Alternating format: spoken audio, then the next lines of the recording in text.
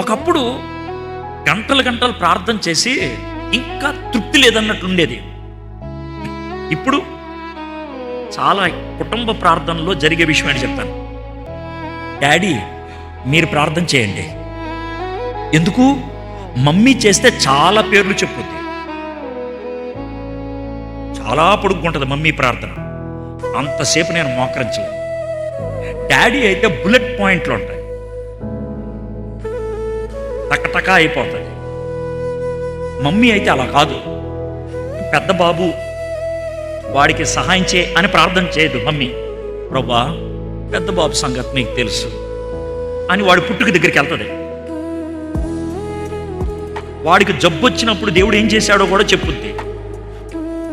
ఇప్పుడు ఆడుకున్న సమస్య ఏంటో చెప్పుద్ది, ఏం జరిగితే బాగుంటుందో చెప్పుద్ది. ఎంత చెప్పుద్ది మమ్మీ, డాడీ చెప్పడం.